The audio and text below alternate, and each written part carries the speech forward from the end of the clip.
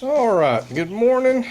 Welcome back to the Reality Workshop, where reality usually just, well, it's reality. Don't know what to tell you.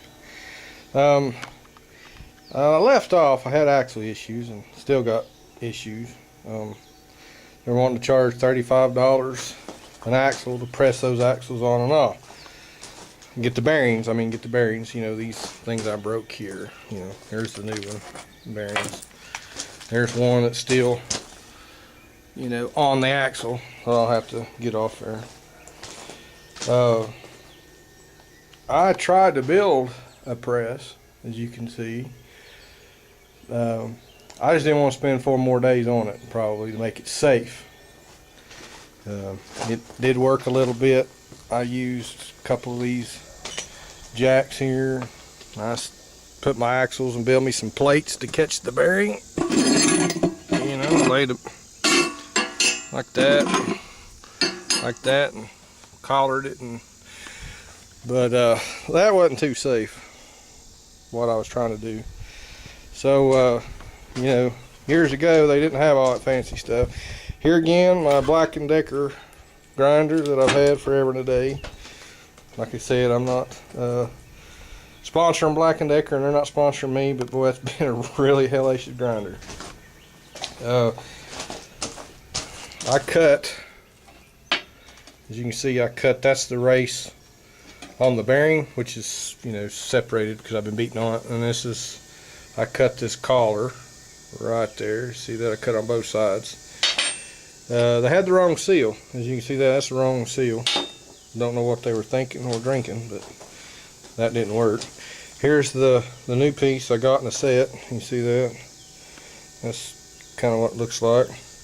Here's the correct seal, okay, as it goes down this way, facing out. We're going to keep the oil in, okay, so this is where the oil pressure builds, but this is a greased bearing because you have an inner seal and an outer seal. This is the outer seal, and here's the bearing and race, okay, and there it is right there, bearing set. Comes with everything for Dana 44 and M20 Timken. So that's where we're at this morning. I cut that to relieve it best I could with that grinder, and I laid it down on its side, and I took my chisel and I come up in behind it and whacked it. I'll demonstrate here. I come in here behind it and took my hammer and beat it. That's the way they used to do it a long time ago. Not everybody had a press to press that. Now the proper way is to press them on and off. Now you guys are probably going to say, well, how are you going to get it back on there? Well, that's a good question. I'm making this stuff up as I go along. I'm just trying to use what I got around my outdoor shop here. And they try to use that piece of pipe. Now, everybody's probably thinking, well, you might mess that up, that bearing, when you try to beat it back down on that shaft. You're exactly right. I might, and that's a very possibility. And if you go to the parts store, I think O'Reilly's wanted $50 for that bearing. And AutoZone, I don't even think they could help me. I forget. They can't help me with a lot of stuff because they just can't get it anymore. It's become a corporate, free for all, grab all the money you can and hell with everybody else. So pretty well AutoZone's cut me off from pretty much all my parts for my older vehicles. Advance has done the same thing. They've cut me off pretty much for my all my other vehicles. O'Reilly's, you gotta love them. They're still there. They're still getting the parts. But I ordered these. Ordered this. This is a Dana 44 pan gasket, for the cover. Let's see what the number is.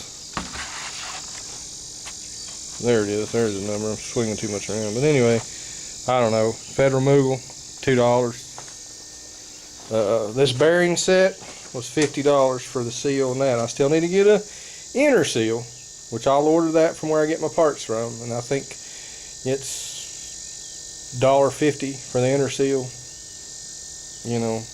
But I'm willing to wait and order my parts. I'm saving a ton of money and not playing this game with AutoZone and Advance.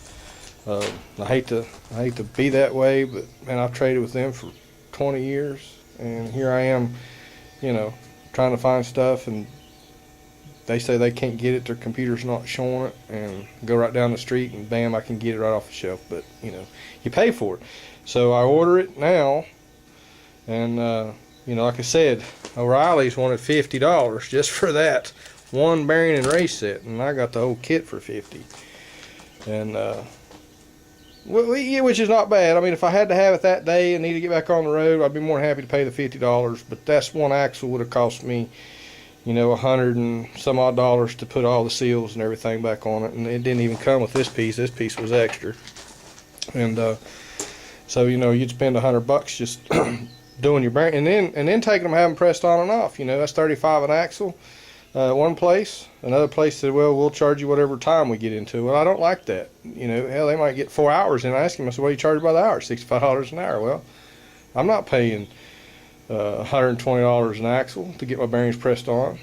I mean, seriously? So, but $35 an axle was a fair price. They knew what they were doing. I've used these guys before. Can't complain about that at all. But that's $70 that I really don't want to spend. And if I screw this axle up like some of y'all are thinking, yeah, I can. It's going to cost me more than $70 probably. But anyhow, I hope you've got a little insight on what we're doing here. And I don't even know if this is the right cover or not. The back end plate. This one is this way, and then this other one's flat. So I'm not 100% sure on that either. But we will see when I get it all back together.